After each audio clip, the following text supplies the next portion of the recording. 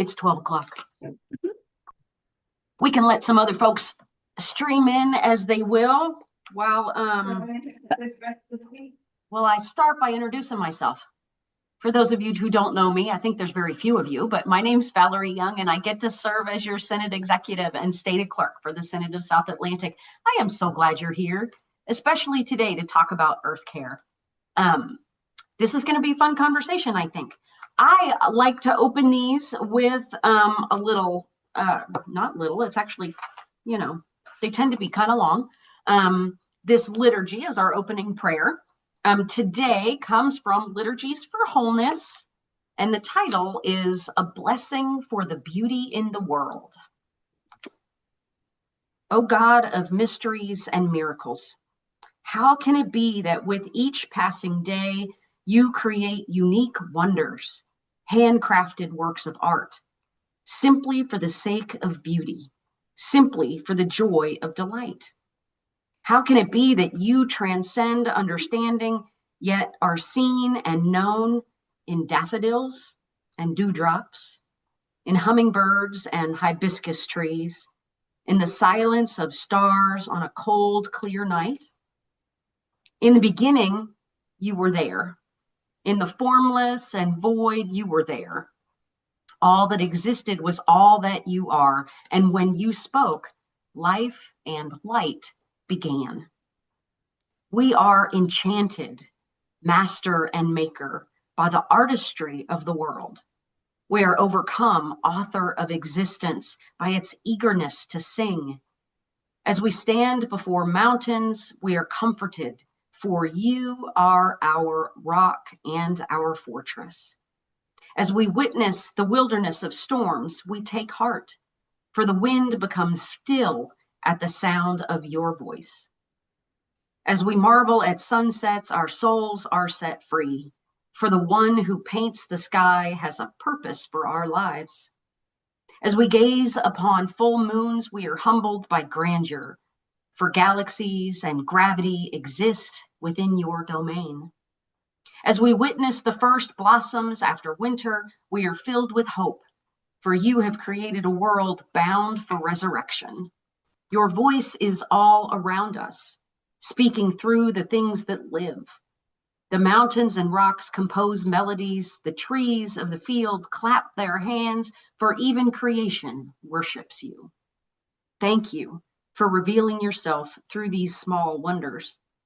Open our eyes even more to these daily miracles, so that we may join them in their song. Amen. Amen. So hi, Allison, how are you? Glad you're here. So let's go around. Good, thank you.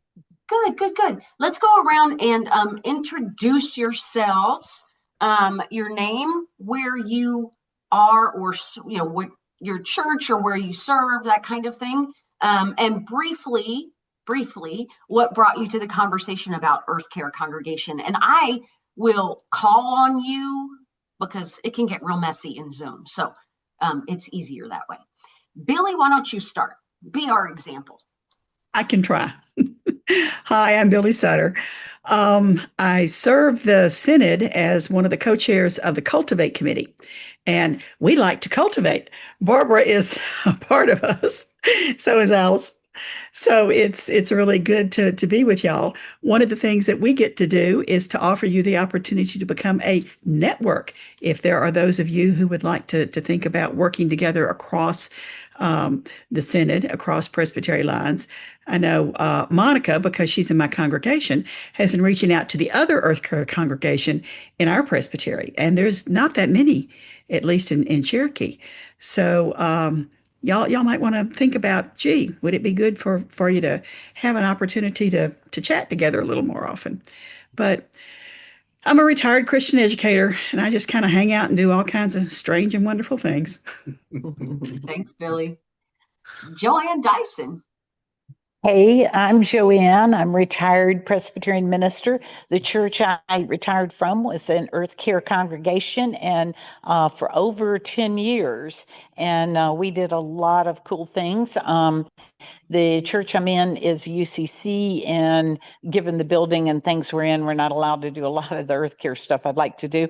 But I am serving on the Environmental Concerns Committee for General Assembly, so I figured I'd come in and hear what's going on for the different groups and churches, what y'all are doing in earth care these days. Wow, that's perfect. That's great. Yep. Thanks, Joanne. Monica, would you introduce yourself for us? Hi, I'm Monica Snyders. I am with Heritage Presbyterian Church in Ackworth, Georgia. The reason I'm here, shortest answer, Billy. She invited me. Last year was our first year as an Earth Care congregation, and my inner child of the 70s is exceedingly happy because I get to be out and we've got a community garden. We're having a plant sale, so I'm sort of grubby, but my husband happens actually is an elder and happens to be on facilities, and we've put in to the bath, or he has put into the bathrooms, lights that go on when you walk in and turn out 5 minutes after you go out. So we're going through, I've had contact with Pick Patel at Kirkwood, which is the other Earth Care congregation close to us. And I'm hoping to swap ideas and have them come visit us and we go visit them and just build a community. It makes me happy. That's awesome. Thanks, Monica. Thanks. Barbara? I'm Barbara Hassel, and I serve out of the Sanctuary Church in Fort Lauderdale. I am actually the chair of FlapDan, which is one of my concerns here with Earth Care. In fact, I've actually got my pastor to allow me to do a moment for mission on Sunday. And since Barbara, I for do those who are in Florida, could you tell people what FlapDan is? FlapDan is Florida Presbyterian Disaster Assistance Network. And one of the silliest anagrams or acronyms I've ever heard. But it gets people's attention. With hurricane season having just started, I also do pulpit supply. So that gives me a little bit of a chance to throw information out there. Standing in the pulpit helps a lot. Yeah. But I've noticed that our congregations, we don't really seem to have that much interest in Earth Care, which I think is terrible. So I want to start doing some more than I have been to get the word out there and maybe spark some interest before we all get hit with hurricanes again. Yeah. Thanks, Barbara. Chol, are you there? Okay, we're going to move on. Allison, would you introduce yourself, please? Yes, I'm Allison. I'm in the Foothills Presbytery, and I'm the pastor at Mount Zion Church in Sandy Springs, South Carolina, which is near Clemson. And I'm interested because that's an interest in Earth Care is an interest of mine. We did the PW Women's Bible Study, our circle, last year, the Patricia Toll study, and it was well received among the ladies. I honestly was surprised, but the women took a project on, and it has been, I mean, just one small thing of putting a box out there and saying, bring your batteries to be recycled. We'll take care of them. And so we already do some recycling, and but to be an Earth Care congregation, when I look at the requirements, I don't. I need to just make sure that that I'm clear on what needs to be done, and I wanted to pursue. I wanted to learn more about that so that I can bring it back to my congregation. So, awesome. Thanks, Allison. Thank you. And to the lone male voice among us, Mario. Hello, my friends. My name is Mario Bolivar. Currently still living in Orlando, but I am the new equipping Presbyterian State Clerk of the Presbytery of Florida. And the reason why I'm here is our presbytery has two overtures surrounding how do we care for our earth. So I assume that I will hear something in regards that I can share with that. But also, and the central reason why I'm here is that Presbytery of Florida has the distinct pleasure to be located in the northwest of Florida. And we have an amazing camp called Dogwood Acres. And I believe Dogwood Acres can become something more than what it is now, something surrounding, how to care for our beautiful earth. And so I want to get ideas about possibly what to share with them and how do we can mobilize, because the camp is like 500 acres in the middle of area that is soon to be populated with what they're calling a new Margaritaville. So there's going to be a lot of building in that area, and how do we protect the camp? And but more than protect it, how do we use the camp as an instrument to teach about how to care for the earth? So just looking for ideas and ways to connect with others that are already doing it. Not trying to reinvent the wheel, but especially because it's not part of my job, but I really think that it will be something that benefits our denomination and the area where we are located. Mm-hmm. Mario. Olga. Hi everyone, Olga Malave here, Central Florida Presbytery, and I serve in a Redentor Presbyterian Church, where I am a member also. I always like to come to the SACK lunch and to different things because I learn a lot from other people. So El Redentor do some things to care for the earth in terms of recycling and different things, but it's always good to learn, to know more, and to see how we can help. One of the things that I always tell them is save the trees, don't use so much paper. So there are different things we can do. So yeah, thanks, Olga. It's so good to see you. Laura, another person that's really good to see. Hey. Hey, Valerie, great to see you too. This is Laura Piper down in Southwest Georgia, Flint River Presbytery. And I am a small church coordinator, so I work with small churches in the Presbytery. I currently work with 12. My concern is that our region here does not recycle, and that has always been a passion of mine. So I'm hoping that today I can learn and gather more information, so maybe that can start changing. Our presbytery is doing a aluminum can collection. It's called Metals for Meds, and the money that goes from the collection. So when we have a presbytery meeting in person, we all bring our cans. And last year, which was only about 5 months, 6 months of collecting, they got $3,000 to go towards all the medications that they take down to Guatemala for our international mission. And the medications are things like prenatal vitamins, Tylenol, stuff like that, that they can't get easily down there. Also for lice cleansing and things like that. So anyway, I'm hoping that I gather a lot of information that I can share. Awesome. Thanks, Laura. Jenna.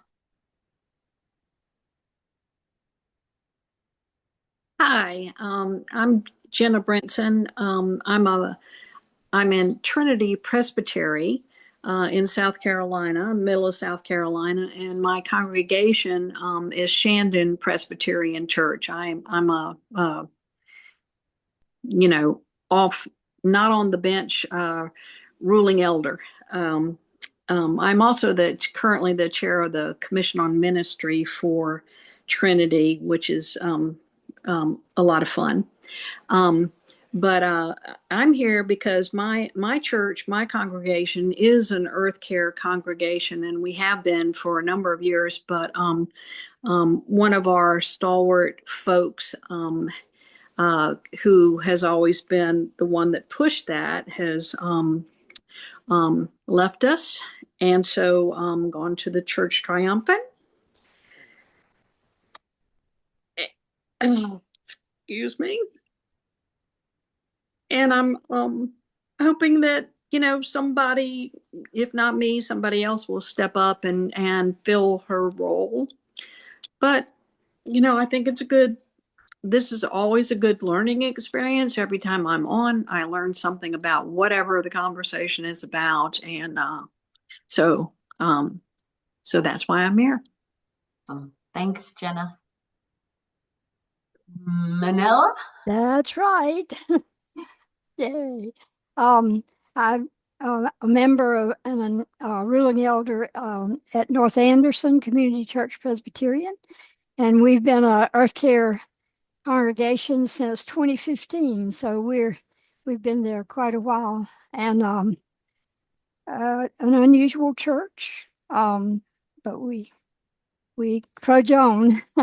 We actually we found the recycling in our area is just really tough because the companies are not there to use the recycling, and our county will only take bottles of one and two, and that's all they will. They have to have a cap on them, one and two. So it's a real bear. I find myself sending my plastic to my daughter-in-law in Georgia, Atlanta, because they do that. They recycle more plastic than we do here. So it's really an interesting thing. One project that we found that's really a lot of fun. We have aluminum cans. We take the tabs off and we accumulate the tabs because supposedly the tabs have more aluminum. And then a member of ours works for Shriners Hospital in Greenville. And so he carries them, and they use the money for extra special things that kids need at the hospital. So it's a real win-win kind of thing because we just take the tabs and put them in the jug, and he empties them when he needs to. So it's a good thing. But anyway, I guess that's enough introduction. So glad you're here. Thank you. Debbie, would you like to introduce yourself? Sure. I'm from Community Presbyterian in Zephyr Hills. We're part of the Tampa Bay Presbytery. I personally am very big on recycling, so much so that I even pay to recycle plastic bags and things. But within the church, we do the tabs as well, as Manila does. We take ours to the Moose, who then take them to the Shriners. We do ink cartridges and old batteries. So I'm just looking for other things that I can help with. I'm the director of music at the church, so I'm involved in that way as well. Awesome. Thanks. So I think that's everyone. Did I miss anyone? Hey, this is Cho Kim. Yeah, Cho. I don't know, some reason my picture does not show up in the screen, but I do serve the Korean Community Presbyterian Church of Greater Atlanta and the Presbytery of Greater Atlanta. And currently I serve in Georgia State Prison, men's prison, as a missionary for the past 25 years now. Our church has been started not using much of plastic items and the wasted foods. We try to minimize the wasting food, but as a mega church is our size, it's not really easy to control, but we try our best to try to save the earth. Yeah, thanks for being here, Joel. Sorry we can't see your face, but I'm glad to have you with us again. Okay, thank you. So what do you have to share with one another, or what are questions?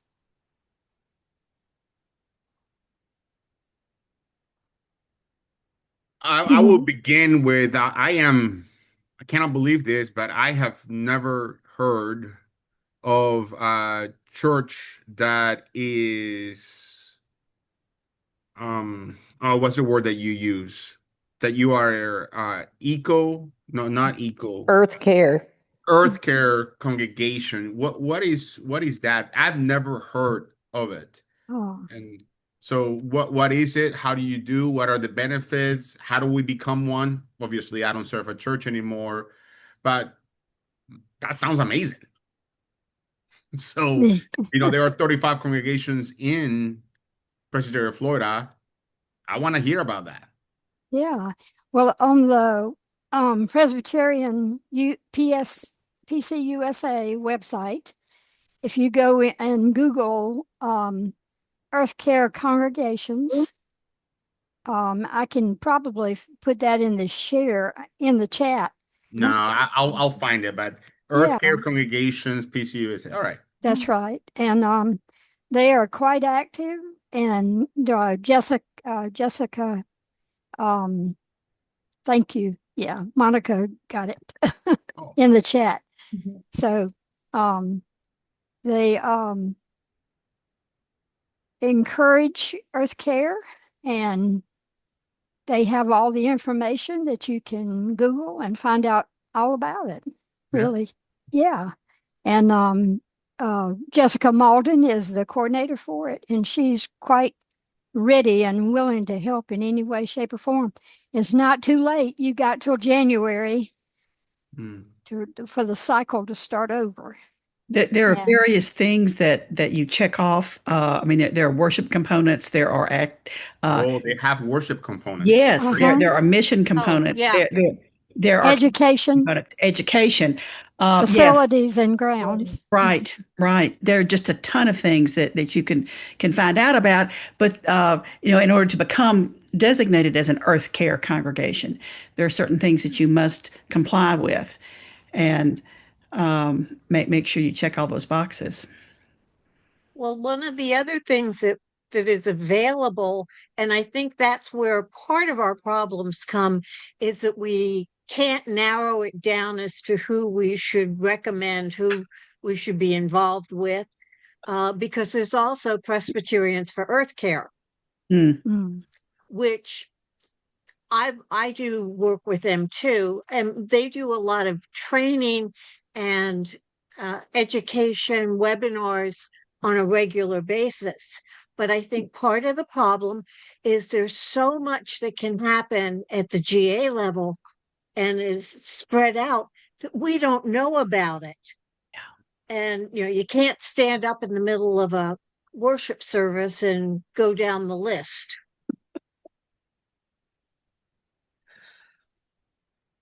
Well, I think each of y'all seem to have various specific kinds of things that your congregation is involved in, which is great. I mean, Monica is definitely dedicated to what we refer to as Kevin's Garden, growing fresh fruits and vegetables for our food pantry and sharing those with the community. And we also get to get fresh tomatoes and so forth in the congregation when they're being picked. So it's really helpful. I think the idea there originally was to invite the community to come in and have some of these various plots that are now raised. I'm stealing Monica's thunder. She can tell you all about it. But I mean, some of y'all are recycling. Others of you are looking at energy consumption. I mean, there's just a ton of things you can do, and it's all a part of who we are as Christians as we deal with this. I mean, this is our earth that we're concerned about. There are a lot of things. There are the 4 components to earning points. And when I originally did this, I thought we're never going to get 100 points. Yeah. I think I had like 35, but it's not just one person. It was talking to various of the committees, and suddenly we had over 300 points. And I'm like, well, how did that happen? Now, it can get into geothermal energy. Yeah, that ain't happening. And at least not at our church, it's not happening. But with the garden, we do have one of the beds is for flowers. And you earn points by having flowers on Sundays or for various events. And so we grow our own organic, non-pesticide flowers, and they are in the church. I have brought in dead flowers from the garden. I think people think I'm insane, but that's what the birds eat in the winter. The garden is 24/7, 365. Yeah, don't forget the birdhouses. Oh yes, we've got bluebirds. We have all kinds of things. We just had installed bug hotels. We want the community to come in. now. I used to be paid to run my mouth. Now apparently I have to volunteer and do it for free. But what Chick-fil-A throws out their 5-gallon food grade plastic buckets. I about lost my mind. They will give them to you for free. And so with our plant sale this weekend, I have drilled holes at the bottom, on the bottom, but also around about an inch up on the sides. And I will teach people, and they can purchase. It's got a steak, it will have a tomato or a pepper, or we've got rosemary, oregano that they can take home with them, because I'm finding that it's easier to garden right outside your own door. So although, to me, that's part of education. We have students come in. Our local high schools have junior ROTC programs, the military program, and they are some of the best and hardest workers. And it has been amazing. And I take down, because you get points for educating those between 18 and 34. Lots of ways to get points. Yeah. Again, some are, my daughter actually was a Girl Scout, and when she was in 5th grade, she just finished her first year in college. One of their badge works was auditing their meeting place. They audited our M&M building, which stands for Mission and Ministry. About 10 years later, the church has finally gotten to the point they've looked at that report, and they've made changes by installing the automatic lights on and off in the bathrooms on the campus. We get points for that. And the girls see it took a while, and yet you made an impact. That's just a little bit of what we do. Awesome. Social justice is Olga's got her hand up here. Yep. Sorry, Manila, but Olga's okay. Yeah. No I got frozen for a moment, but Mario asked something and I looked. I just always go to Google Mario Earthcare congregation, and it tells you everything for PCUSA, how to become an Earthcare congregation, and it's an integral thing. You have to do. Here she goes again. When I first came to Fort King, which is the church I retired from, I was not familiar with Earthcare. So about 6 months that I came into the church, I came down and we did a conversational sermon where I had the one person who was a master gardener and the other person who was in charge of kind of the recycling aspect of the Earthcare dress up as angels in the Christmas outfits. And then what they did is I asked them, explain what Earthcare is. And the recycling person took my literal garbage can from my office and went through everything in there to show what could be recycled and reduced everything in there down to like one item. So it was something that was done for the whole congregation. It was fun. We made it funny. We didn't have really a script, just the questions I was going to ask them and then their response. And it was kind of an educational moment for the whole congregation,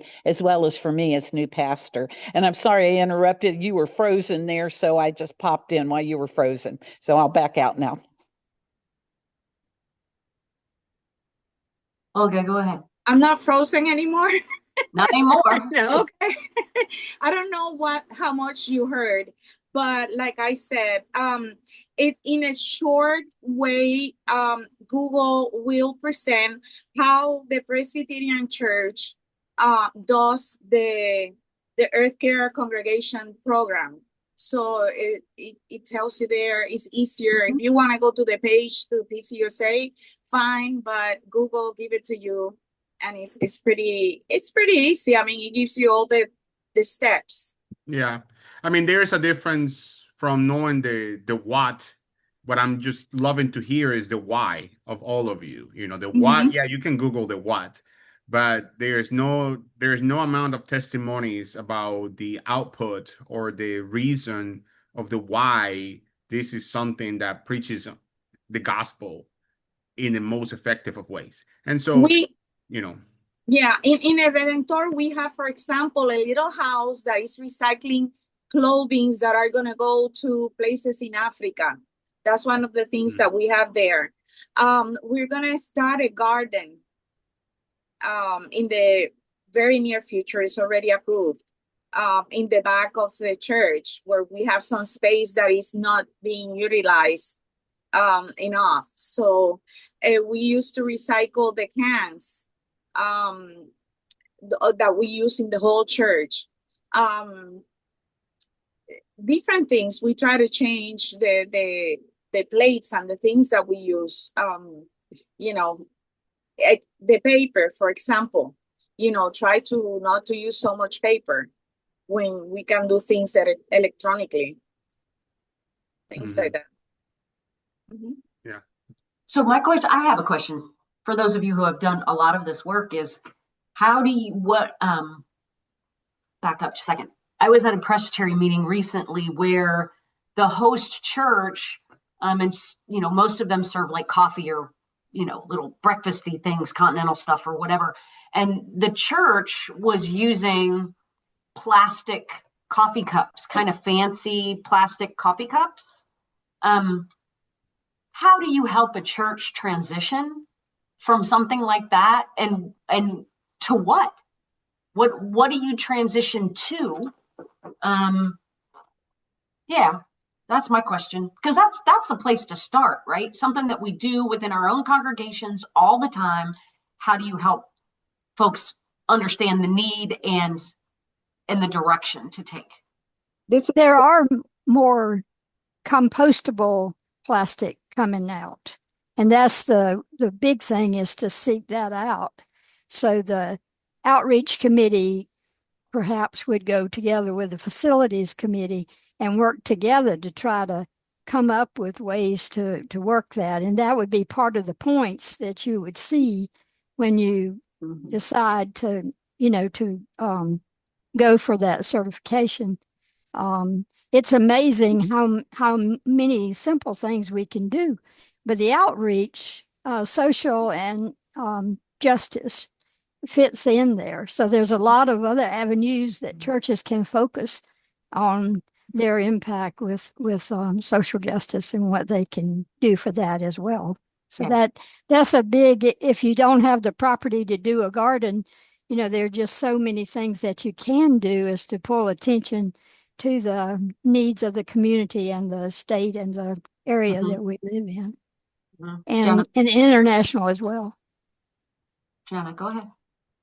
Yeah, at our church, one of the things we focused on was you know, getting rid of I mean, you know, it's been a while, but we used to do styrofoam. We'd have Wednesday night suppers and they'd use styrofoam and stuff like that. And that was the first thing that we said, no, that has to go. And we eventually got in the little kitchen that we get to use for receptions and that sort of thing. We have a big kitchen, but the daycare is in charge of that and we are not allowed access. So in our smaller kitchen, someone very graciously donated a dishwasher. And from that point on, we pulled out, you know, the old punch cups. And for receptions, we used the glass punch cups and glass plates, you know, which were a pain when you had to wash them by hand and not, you know, you worry about the sanitation. But because of that really benevolent gift of a really good industrial, you know, dishwasher that washes in it's like 3 minutes to do a load. You know, so we've been able to do that. We did recently at a service after a funeral, at a reception after a funeral. The group that was doing it was serving water out of plastic cups, and and somebody in the family said, you know, Grandmama would have a fit if she saw those plastic cups. And they took them out and you know, so now we're looking for small glasses that we can use for water because punch cups don't cut it. It's not enough. But simple things like that in the beginning is where we kind of started in the beginning. And then I've been on building and grounds and we did the light switch things. And those are not particularly expensive. And if you've got somebody in your church who's, you know, good with the simple home repair stuff, you can get somebody in the congregation to install them. It's not difficult. And they're not, like I said, they're not as expensive as one would think. So sometimes those simple things can make a big impact in the beginning and get you going with it, and always word from the pulpit about it, minutes for mission and educational events, where I had a friend and we used to talk about, she was my good friend who was really in charge of making sure that we qualified as an Earth Care congregation. And she'd say, well, we need to do an education piece on this or this or this. And I was the one who always said, well, if you feed them, they will come. And we do a simple soup night, and people came, and so there's some pretty simple things that you can get started with, and that gets you headed in the right direction. Manila. We do have 3 nights of nature. Each year it's one event, but it's 3 nights in a row, and we invite speakers from around the state to come and speak about nature and natural stuff. And like this time in July, we'll have a lady that's bringing a species of goats from extinction. So, and she's a local Split Creek Farm lady. So we'll learn about goats. And then the second one, a gentleman that works with the South Carolina Wildlife Federation will come and talk about birds. And then the third one will be a geologist from the South Carolina Department of Natural Resources, and we'll talk about geology of the area and stuff. So they're kind of diverse, but that's something that we usually have a good attendance from around the community. So, but we do that every year, and that's a one-shot deal kind of thing. That's cool. Yeah. Yeah, go ahead, Monica. Looking at where your congregation or the group that you're working with is right now, Mrs. Google tells us everything, and get a list of ways to conservation. Mm-hmm. Find out, this is my teacher head, because I used to do that when I taught science. I did that garbage can thing, and the kids thought it was exciting, but they don't know until. So, does anybody donate clothes to a thrift shop? That's saving the earth. I actually pay for a service to recycle quilting scraps. I like to think I make quilts for the Linus Project to help kids who are going through trauma. And I just went and I could do a place that keeps textiles out, and they sell the fabric for $2 a pound. I went all the way to St. Louis to see this from Georgia, and that's just very exciting to me. Does somebody use both sides of a piece of paper? If I have a paper that's not important, like it doesn't matter what's on the one side, I will flip that over, put it through my printer, and I will reuse that. I'll cut it up into notepads and put a staple at the top. Then I've got a notepad for my car. All these little things do add up. We actually, somebody at our church has just arranged for us to do an e-cycle day in July. I am beside myself with joy for that, because that's batteries and TVs and keeping stuff out of the landfill. Old chargers.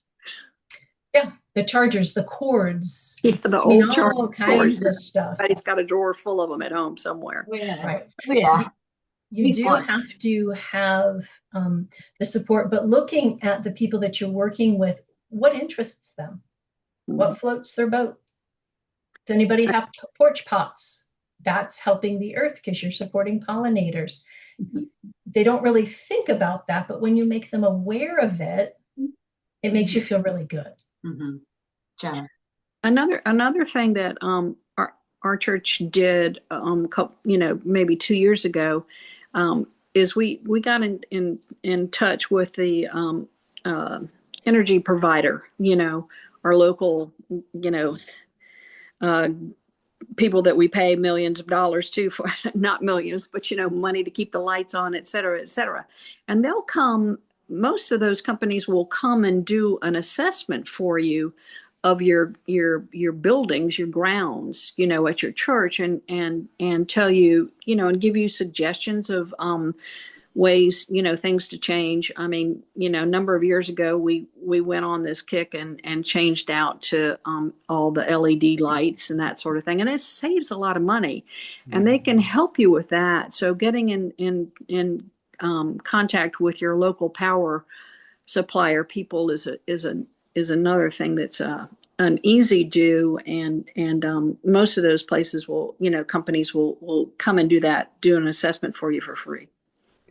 There's also organizations that are called whatever the name of the area, the region, the whatever, Interfaith Power and Light, that are ecumenical based groups of people who will do these kinds of things. They also have matching grants for our congregations that want to do some of this electrical refit and so forth.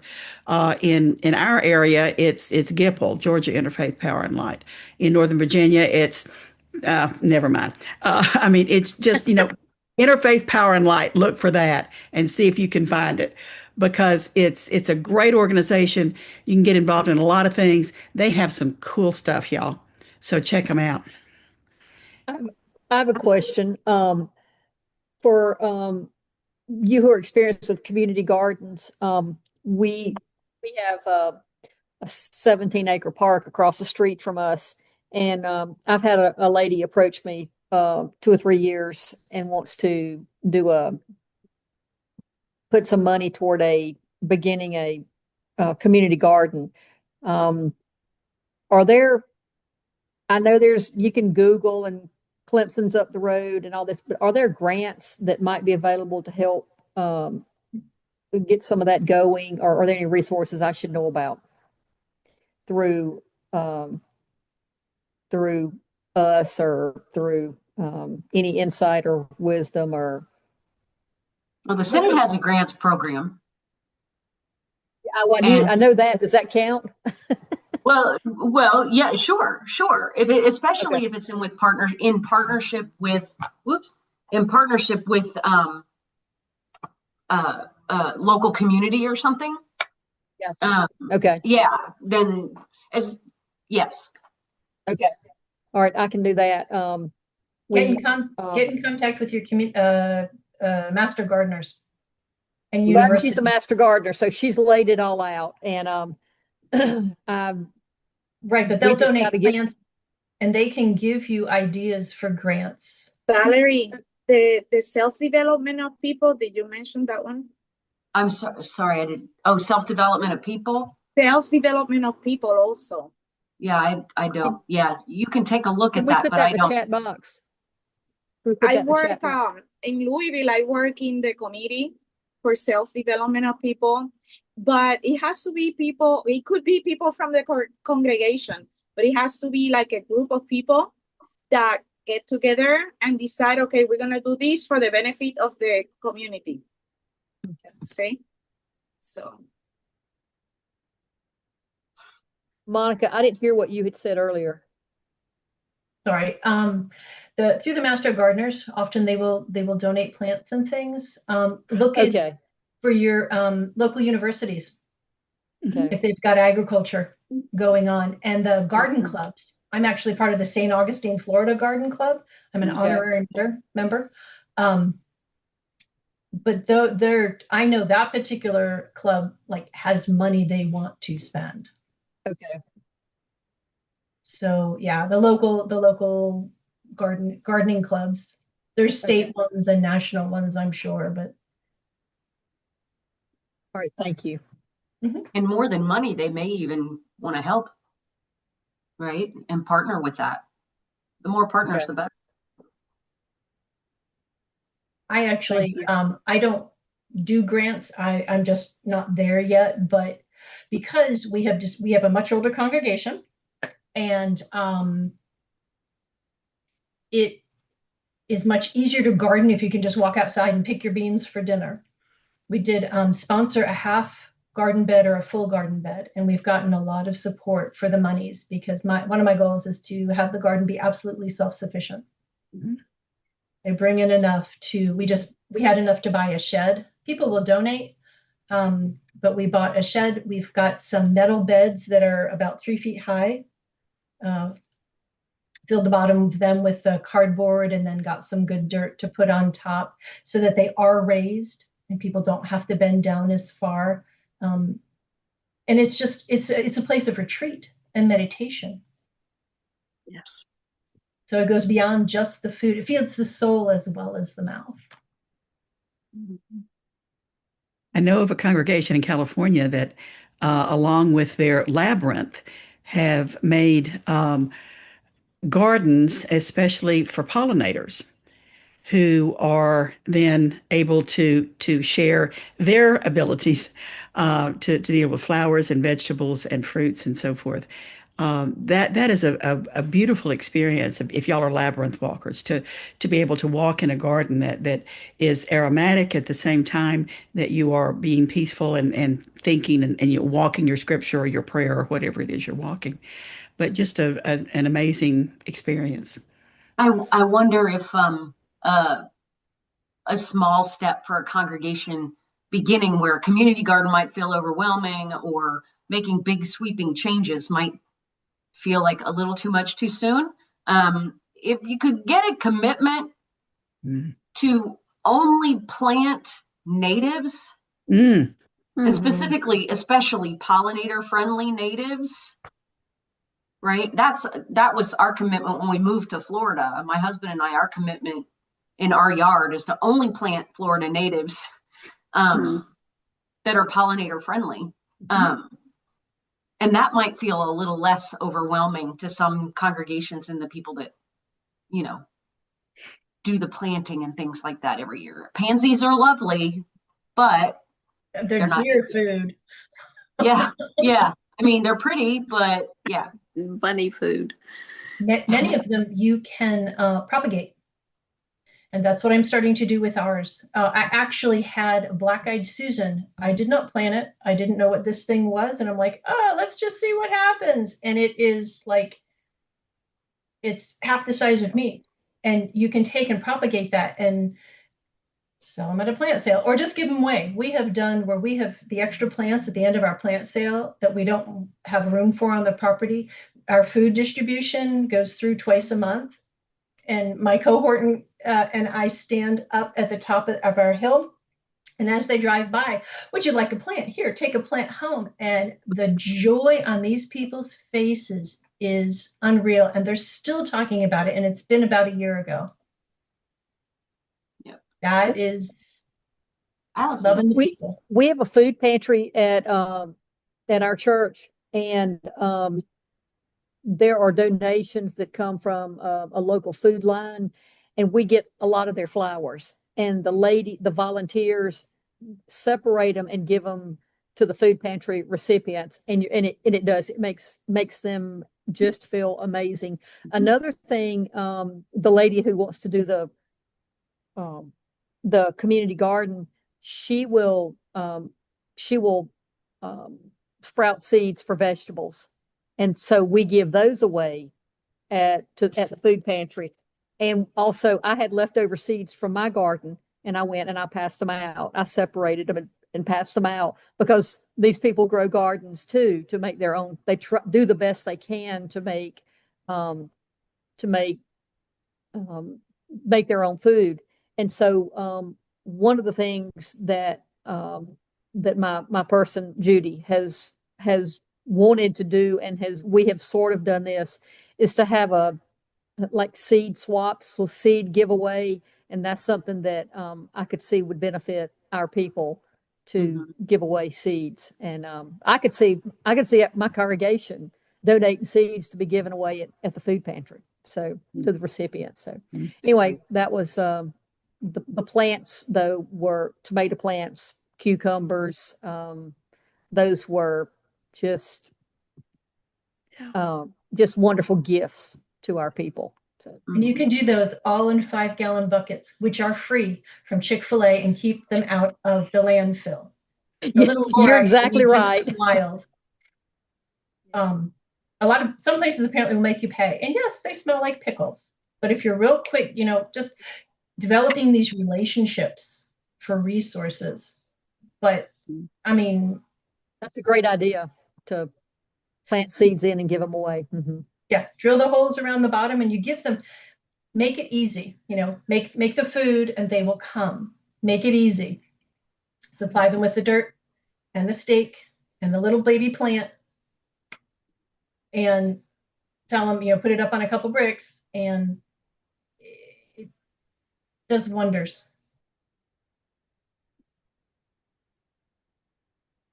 I've never heard of an Earth Care Presbytery, unless you want to consider. Sorry, I'm answering Mario's question in the chat.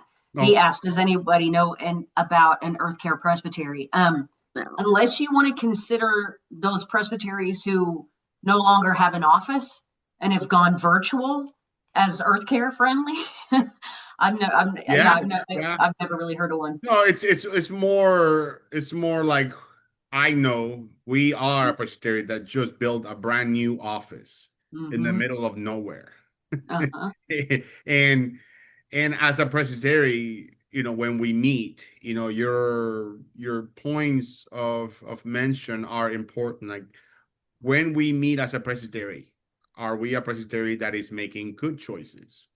Are we a presbytery that is encouraging when there is a meeting, hey, bring your recycling or bring your batteries? And, are we a presbytery that obviously I'm no longer a minister of a congregation, but there is definitely a lot of things that the presbytery resembles a community of faith, especially when we gather, how do we use our property and so forth. So it's just giving me a lot of ideas how the presbytery can model a Well, not behavior. only that, but what are the standards for the host church, right? Yes. That might host a Presbytery meeting?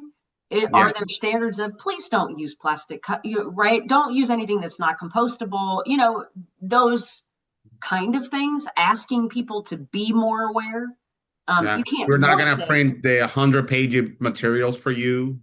Right. Basically, you Right. need to bring it in your digital format type of thing. Well, and I think most mid councils have gone to that. And although you still have to print out at least a select amount of packets for those who still don't have their own upon device. request. But upon yeah, request type of thing. but and I know you have to be careful about you want to be inclusive of all of the congregations and allow and ask as many of them to host a Presbyterian meeting as you can. And there are certain needs that every presbytery has for their meeting, and are there ways that you can help to incorporate some of these Earth Care things into those requirements? I wonder, without putting the church out too much. Yeah. Well, yeah. Cherokee Presbytery is meeting the 13th at Heritage. And we are blessed with a commercial kitchen that has an automatic, one of the major whomping 3-second or 3-minute dishwashers. So I mean, we've begun to do that. We don't use paper and plastic much anymore. We do our best to make sure that that's all available and that we have volunteers who know how to use the equipment, number one, but can also use the plates, use the cups, use the coffee cups. It's just, they're there. We need to use them. We are thinking about that. One of the things we're going to do is to make sure people go out and visit the garden. Monica's going to be there to wave that flag and say, come and see what we're doing. But when we go up to the M&M building, the Ministry and Mission building for lunch, they're going to see everything that's going on, because half of the used to be Fellowship Hall is now a storage facility for all of the food for the food pantry. So it's just, hey folks, we are a part of this community. We need to serve this community, and we need to be aware of what we're doing. And hopefully that'll help some of the other congregations. A lot of them are really small. I know y'all are dealing with that. And when you've only got 25 people to worry about, it's not as much of a hassle as when you've got a few hundred more. Yeah, and because I know there are several folks on this call who are really active in your presbytery, Yeah. following up on Mario's question, I can imagine a presbytery being sort of the instigator Mm. of congregations becoming earth care, and I can imagine a presbytery who might say, come to not just bring your tabs or bring your cans or whatever, but let's swap native plants.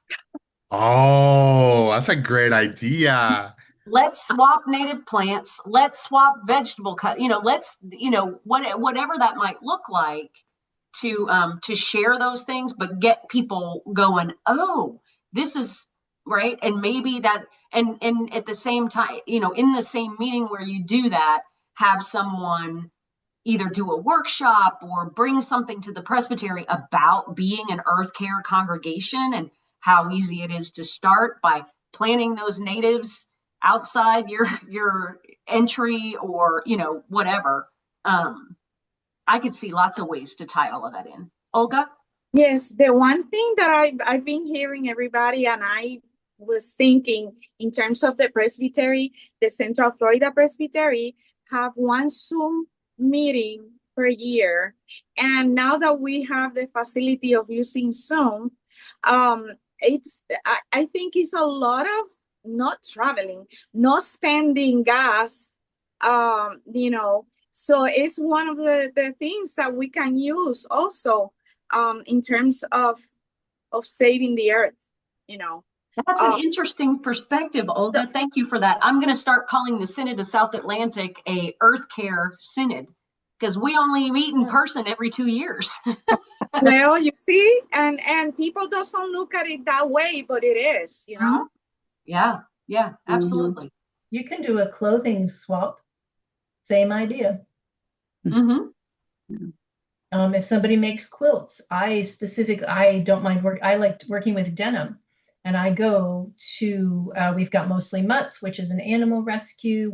A number of the churches have thrift shops, and I go look for really cool patterned shirts or pants, and I cut those up and I use those. So that is keeping textiles out of the landfill. And one of the things that happened with COVID that was a good thing is that we all learned how to get on Zoom and have a meeting. and I've been moderating the COM for a number of years, and we do all of our meetings now on Zoom, and that that saves so much in gas. People, we used to get together in some place kind of central, and it was it was a 2-hour drive for some people. It was still, and that's just a waste of time and energy. And yeah. So, and all that exhaust from your cars. So, yeah. A good one of the little bit of the silver lining on that big cloud called COVID. Yeah, absolutely. And Olga, thank you for that change in perspective. I think we have to remember that, but that brings with it a lot of other concerns about how we build community and how we do and that's why when those in-person meetings do happen, we make an effort to do things that are earth friendly, right? Because it can sort of make up for the fact that we're gathering in person. I like that. Well, friends, it's just about 1:00. Anything else we want to share? I apologize for joining at the last minute. I wasn't aware of this meeting. I am a Presbyterian pastor here in the Tampa Bay Presbytery, but I work online on a certificate in climate justice and faith for a Lutheran seminary. But somebody from the Presbytery said, "Hey, do you know about these meetings?" I said, "No, I didn't know." So I just joined at the last minute. But just knowing that I'm near some of you and my work, especially on climate justice, as I hear all the great ideas that you have, I wonder how much the congregations even know that even caring for the soil and planting gardens and all that is one of the ways that we work against climate change and one of the ways that we try to solve the climate crisis. So I subscribe already to to knowing when these meetings happen. If you ever want to talk about climate justice, how does this relate well faith? I'm happy to join another time. And as a Latina myself, happy to see Olga here and Mario before. Um, we created a Latino Presbyterians for Earthcare group, informal, just so we can also make sure that our Latino congregations have resources to work on creation care. So anyway, I'm just excited to hear you all and look forward to staying connected. I subscribe, so hopefully that's one way that I can join it at another meeting. Sure. There's a different topic every month. If you would put your email address in the chat for folks, that way you all can grab that if you would like to get in contact. Okay, thank you so much, Valerie. And folks that see the recording of this meeting, yes, these are recorded and sometimes they're actually shared when upon request. So they will see the chat as well. Okay. Awesome. Well, ladies, I can say that now that Mario's gone. Ladies, thank you so much for coming today. It's always a pleasure to see all of you, especially Jenna and Manila and some of the folks that I hadn't seen in a while. Glad you could join us. Glad you're here. Blessings upon you and have a wonderful day. Blessings. Thank you so much. Thank you. Also on you. Yeah. Bye. Bye-bye. Thank you.